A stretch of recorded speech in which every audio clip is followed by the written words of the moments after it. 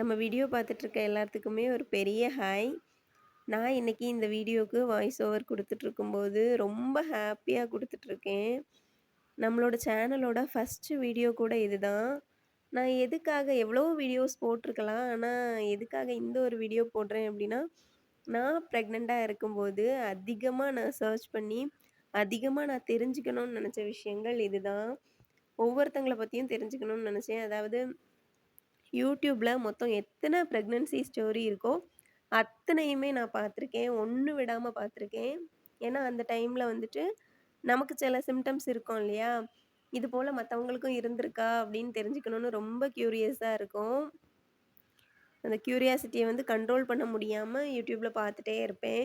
Sometime நெறைய பாசிட்டிவான விஷயங்கள் வரும். சம்டைம் சிலர் வந்து அவங்களோட ஸ்டோரி கொஞ்சம் நெகட்டிவா இருக்கும். அதையும் சொல்லியிருப்பாங்க. எல்லாத்தையுமே அப்படி கேட்டு கேட்டு தெரிஞ்சு வச்சுக்கலாம். நம்மளுக்கு யூஸ் ஆகும். அந்த மாதிரி பார்த்துட்டே இருப்பேன். இன்னைக்கு எனக்கு இது கண்டிப்பா எல்லார் கூடயும் ஷேர் பண்ணணும்னு தோணுச்சு. அதனால தான். ஏன்னா, என்னோட பிரெக்னன்சி வந்து எனக்கு ரொம்ப ஸ்பெஷல். பிகாஸ் எனக்கு வந்துட்டு 2 குழந்தைங்க அபார்ட் ஆயி, அடுத்து தான் எனக்கு இந்த பிரெக்னன்சி வந்து கன்ஃபார்ம் ஆச்சு.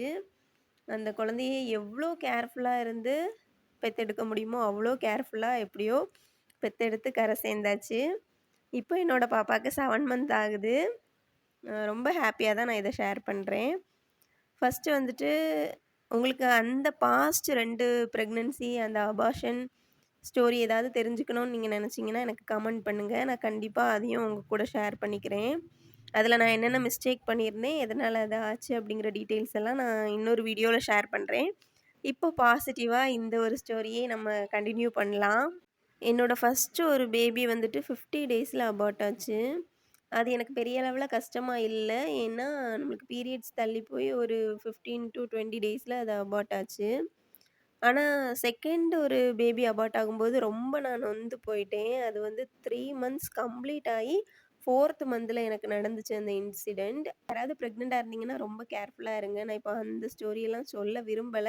இருந்தாலும் எதுக்காக சொல்றேன்னா, அதுக்கு அடுத்து உள்ள பிரெக்னன்சி தான் இது. அப்பன்னா அந்த 3 மந்த் பேபி அபார்ட் ஆயி, கரெக்ட்டா நாங்க 3 மந்த்ஸ் கேப் எடுத்துக்க சொன்னாங்க. 3 மந்த்ஸ் வந்து பேபி வேண்டாம். ஏன்னா யூட்ரஸ் வந்து ஹீல் ஆகணும். யூட்ரஸ் வந்து நார்மல் ஆகணும். பழைய நிலைமைக்கு வரணும். அதுக்காக கொஞ்சம் டைம் வேணும் அப்படின்னு சொல்லியிருந்தாங்க. ஸோ நாங்க அந்த 3 மந்த்ஸ் கேப்புக்கு அப்புறமா ட்ரை பண்ணியிருந்தோம். அப்போ கூட அந்த அபார்ஷன் ஆன டைம்ல பெரியவங்கலாம் வீட்ல இருந்த பெரியவங்கலாம் என்ன சொல்லியிருந்தாங்க அப்படின்னா, ஏதாவது சாமி குறையா இருக்கும். பெரியவங்கனாலே நம்ம வீட்ல இருக்கவங்க அப்படித்தானே யோசிப்பாங்க.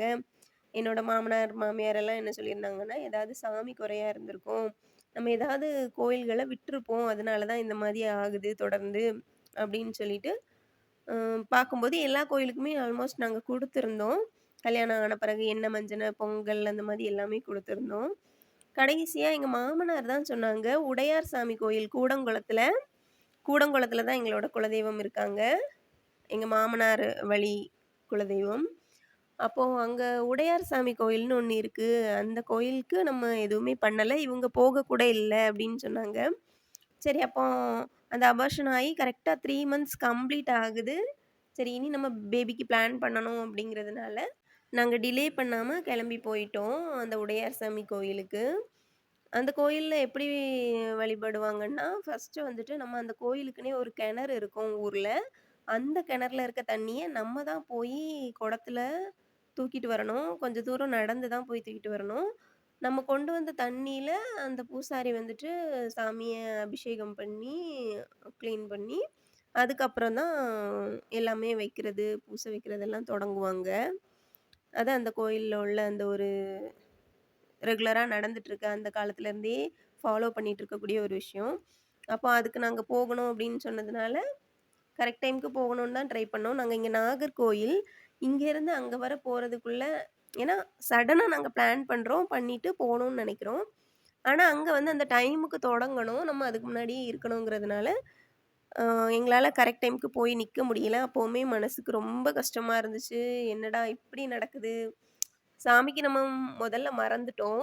அதுக்கப்புறம் நம்ம பண்ணணும்னு நெனச்சாலுமே இப்படி தடையா இருக்கே! நம்மளால பண்ண முடியலையேன்னு எனக்கு போகும்போதே பயங்கர டிசப்பாயின்ட்மென்ட். எனக்கு வந்துட்டு என்ன பண்றதுன்னே தெரியல. அங்க போகும்போது வேற அங்க யார் இருந்தாங்கன்னா, எங்களோட மாமியார், மாமனாருக்கு வந்துட்டு இங்க கடையில நல்லா வேலை இருக்கும். சும்மா அப்படி வர முடியாது. நம்ம கடைய க்ளோஸ் பண்ணாலுமே நம்மளுக்கு கொஞ்சம் கஷ்டம் தான். ஏன்னா கொஞ்சம் வியாபாரம் போனா தானே நமக்கும் நல்லாருக்கும். அப்படிங்கிறதுனால யாரும் வரல. எங்க 2 பேரையும் தான் அனுப்பி வச்சிருந்தாங்க. அங்க வந்துட்டு எங்க மாமனாரோட தங்கச்சி இருந்தாங்க.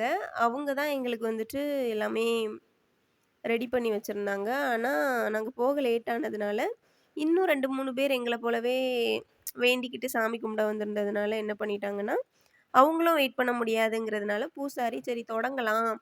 சரி அந்த பொண்ணு வரலன்னா, அவளுக்கு பதில் நீங்க எடுத்துட்டு வாங்கம்மா தண்ணிய" அப்படின்னு சொல்லி எனக்கு பதில் எங்க மாமனாரோட தங்கச்சி தான் போய் எடுத்துட்டு வந்திருந்தாங்க. ஒரு வழியா போயிட்டு எல்லாம் பண்ணிட்டு, பூஜை எல்லாம் பார்த்துட்டு, அங்க அந்த பெட்டியில தான் நம்மளுக்கு அர்ச்சனை பொருளெல்லாம் வச்சு தருவாங்க. பெரிய பெட்டி கொண்டு போணும். அதுவுமே நாங்க கொண்டு போல. அவங்க தான் கொண்டு வந்து எல்லாமே எங்களுக்கு ரெடி பண்ணி வீட்டுக்கும் கூட்டிட்டு போய், அப்படியே அங்கேருந்து நாங்க கெளம்புனோம்.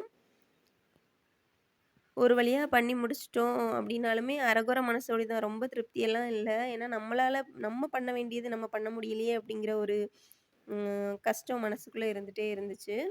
சரி பரவால்ல அப்படின்னு சொல்லிட்டு, இது வந்துட்டு எப்போன்னா, ஏப்ரல் 19 எனக்கு வந்து பீரியட்ஸ் ஆயிருக்கு. அந்த அபார்ஷன் ஆயி 3 மந்த்ஸ் ரெஸ்ட்டுக்கு அப்புறம் ஏப்ரல் 19 பீரியட்ஸ் ஆயிருக்கு. ஏப்ரல் 23 நாங்க வந்துட்டு உடையார் சாமி கோயிலுக்கு இந்த மாதிரி பண்ணியிருக்கோம். எனக்கு அந்த மந்தே அடுத்த மந்த் அதாவது ஏப்ரல் 19 பீரியட்ஸ் ஆயிருக்கு. மேல வந்துட்டு கன்ஃபார்ம் ஆயாச்சு.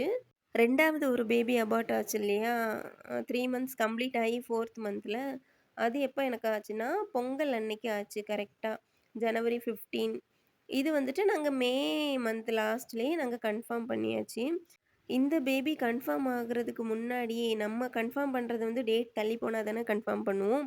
அதுக்கு முன்னாடியே என்ன ஆயிடுச்சுன்னா, எங்க ஊர் முத்தாரம்மன் கோயில்ல வந்துட்டு அ கோயில் கொடை நடக்குது. அந்த டைம்ல அங்க வந்துட்டு அம்மன் கல்யாணம் எல்லாம் நடந்துச்சு. அம்மன் கல்யாணம், அடுத்து அம்மனுக்கு நெறைய விஷயங்கள் பண்ணுவாங்க. அதெல்லாம் நடந்துட்டு இருந்த டைம்ல வந்துட்டு, கர்ப்பிணி பெண்கள் எல்லாம் உட்கார வச்சு வளையல் போடுவாங்க. வளைகாப்பு மாரி பண்ணுவாங்க. எல்லா பெண்களுக்கும் எத்தன பேரு கர்ப்பிணி பெண்கள் வந்திருந்தாலும் எல்லாத்துக்குமே அது பண்ணுவாங்க. அப்ப அங்க என்ன ஆயிடுச்சுன்னா, ஒரு பாட்டி அவங்களுக்கெல்லாம் பண்ணிட்டு இருந்த பாட்டி, நான் அந்த இடத்துக்கு போகவே இல்ல.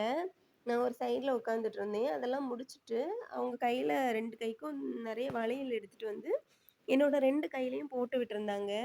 அந்த டைம்லலாம் நாங்க கன்ஃபார்ம் பண்ணல. ஆனா நான் பிரெக்னன்ட்டா தான் இருந்திருக்கேன். அப்படின்னா குழந்தை தங்கிடுச்சு. நமக்கு தெரியல. ஆனா அங்க வந்து எனக்கு ஆச்சரியமா இருந்துச்சு. வளையல் போட்டு விட்ட உடனே நான் வீட்லலாம் கூட வந்து சொல்லிட்டு இருந்தேன். "இங்க பாருங்க எனக்கு இப்படி போட்டு விட்டுருக்காங்க." அப்படின்ட்டு. அதுக்கு என்னோட ஹஸ்பண்ட் வந்துட்டு என்ன ரொம்ப கிண்டல் பண்ணிட்டு போயிட்டாங்க.